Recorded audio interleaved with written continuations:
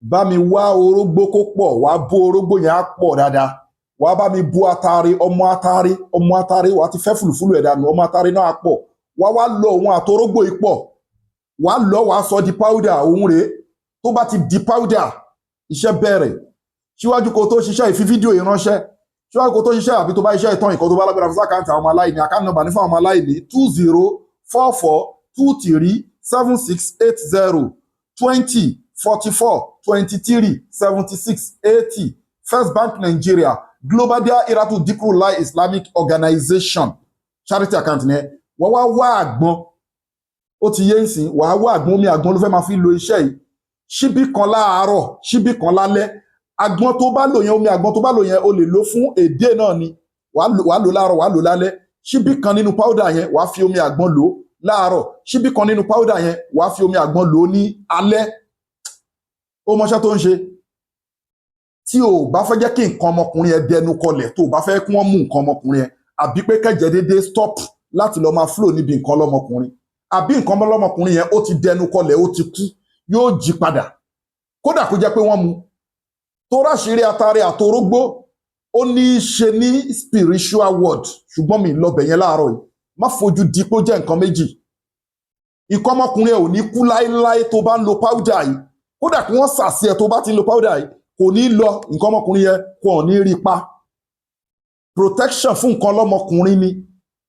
Then natural pé ẹ̀jẹ̀ ò déédéé lọ síbẹ̀ mọ́, ìdákọ́lẹ̀ fẹ́ ọkọ ẹ̀jẹ̀ ò flow ń bẹ̀ mọ́, ẹ̀jẹ̀ máa flow ń bẹ̀. So for both natural and spiritual ni kíní ìṣiṣẹ́ fún lórí nǹkan ọlọ́mọkùnrin. Tó bá ti dẹnu kọlẹ̀ lọ ṣe, tí ò bá ti dẹnu kọlẹ̀ lọ máa ṣe, wàá rí pé ṣe ẹ̀ máa háì sí. Kódà kò ní jẹ́ kíyàn lọ ní lóòtì. Ó ti yé nísìn, ọ̀rọ̀ pọ̀ ń bẹ̀ yẹn. So ọ̀rọ̀ yìí ti yé àwọn tí mo ń bá sọ̀rọ̀. Fi fídíò ìránṣẹ́ káwọn èèyàn jẹ àǹfààní ẹ̀. Ṣíbí kan láàárọ̀, ṣíbí kan lálẹ́, omi àgbọn ló máa fi lò. Tested and confirmed, go and do it. Ẹ mọ̀ pé mi ò ní fún yín lófo. Ẹ bá wa ra àwọn nǹkan táǹtà, egbòogi láti India, made in India, packed in South Africa, miracle leaves ní. Ikú nìkan ni kò lè wò, òun àti all in one. Ẹ get ẹ̀. Prevention ni, treatment ni, cure ni lórí èké nínú àìsàn. Ẹ get bulldozer med fibroid. Ẹ get prostate enlargement powder fún ìsétọ̀. Ẹ get caterpillar fún obìnrin tọkọtìyàwó tó ń wojú Ọlọ́run ọba fọ́mọ. Ẹ get memory booster ìsọ̀yè ìlẹ́àmù fọ́mọdé àti fún àgbàlagbà. Ẹ get transformer 1100 power fún nǹkan ọlọ́mọkùnrin, erectile dysfunction generally lórí nǹkan ọlọ́mọkùnrin. A tún wá láwọn special package tá a máa ń ṣe, special powder tá a máa ń ṣe fún yàn. Ètò àdúrà wà tá a fi yanjú problem fáwọn èèyàn. Ètò sàárà wà tá a fi yanjú problem fáwọn èèyàn. Ètò àwẹ̀ wà tá a fi yanjú problem fáwọn èèyàn. Ètò ọ̀ǹtú wà tọ́rọ̀ ẹ bá gba odidi alukurani àbúgbà àwọn chapter verse orúkọ Ọlọ́run nínú alukurani a máa hàn fún ẹ tí wàá dẹ̀ dúpẹ́ fọlọ́run. Bí sínú láì tààlà right way lẹ́wà ẹ WhatsApp wa lórí +234-810-913-1425. Àwọn egbògi lóríṣiríṣi òun ojú Ọlọ́run ọba fọmọ ayé ń dàyàn láàmú forí kópa látakò ń jẹun lójú oorun, ìbálòpọ̀ ojú oorun. Yàtọ̀ sáwọn product aláwọn special package tá a lè ṣe fún yàn, ẹni tó ń wojú Ọlọ́run ọba fọmọ, ẹni tó ń mú nǹkan ọmọkùnrin ẹ̀. Àti oríṣiríṣi cancer, diabetics, asthma, àwọn àìsàn ńláńlá ó lọ́wọ́ ayé inú lẹ́sẹ̀ ayé inú. Ẹ contact wa, a wà ní Abraham Adesanya Lekki Ajah Etí Ọ̀sà Lagos. Ibẹ̀ la wà, kò síbi tẹ́ wà tá a ti lè deliver fún yín. Ẹ lọ wo page wa, à ń deliver ní Canada, America, DHL là ń lo DHL adẹ́ ń lo GIG logistics, à ń deliver within Nigeria. Ẹ̀yin lẹ máa sanwó delivery o, ṣùgbọ́n wọ́n máa gbé wá fún yín officially bí ìsìnì láì tààlà. Àwọn èèyàn dẹ̀ ń lo product wa, wọ́n ń dúpẹ́ fọlọ́run ọba. Right way lẹ́wà, kò sí ìrújú, gbogbo nǹkan tó bá wò kó dojú kẹ̀dá. Àwa ò ní sick refugee fún yín láti evil world, a ní fìtọ̀ fọ̀gbẹ́ fún yín.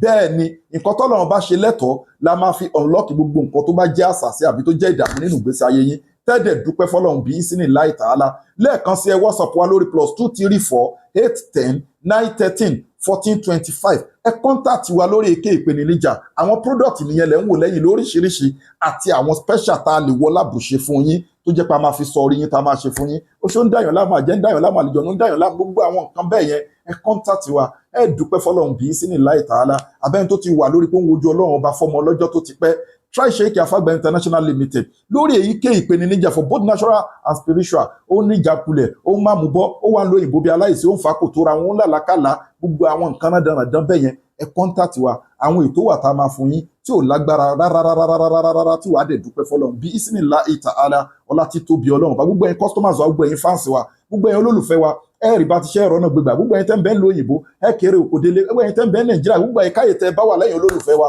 ẹ máa bá àánú Ọlọ́run bá pàdé ni ẹ ní ṣubú dànù pápá ayé ò ní mú yín ẹ̀gún ayé ò ní gun yín lẹ́sẹ̀ ẹ ní tẹnugbó bí ọwọ́ ẹ máa bẹ nínú kẹ́ Ọlọ́run bá títí láéláé ogun tọ́lọ́run bá ti ṣẹ́ nínú ìgbésí ayé yín kò ní gbére mọ́ nínú ayé yín ọlá títóbi Ọlọ́run lẹ́tà ọ̀fọ̀ lẹ́tà ìbànújẹ́ ẹ ní rí wàhálà ẹ ní rí dààmú lẹ́tà ọ̀fọ̀ lẹ́tà ìbànújẹ́ wọn ò ní gbé wá fún yín ọlá títóbi Ọlọ́run ọba ẹ máa rí jẹ ẹ máa rí mu ẹ máa rí ná ẹ máa rí lò páńpẹ́ ayé ò ní mú yín ẹ̀gún ayé ò ní gun yín lẹ́sẹ̀ ẹ ní tẹnugbó bí ọwọ́ gbogbo mo fẹ́ yín lọ́lọ́run àbáyín máa fẹ́ mo kọ yín Ọlọ́run àbáyín máa kọ́ ọlá títóbi Ọlọ́run wọlá nǹkan tí Ọlọ́run bá ń ṣe lọ́wọ́lọ́wọ́ báyìí gbogbo ẹ̀yin olólùfẹ́ wa gbogbo ẹ̀yin customers wa gbogbo ẹ̀yin fans wa ẹ ní rí wàhálà ẹ ní rí dààmú ẹ ní parẹ́ máyé lára bí ìsìnìlá ìtàlá ọlá títóbi Ọlọ́run iná ní ìzátàlì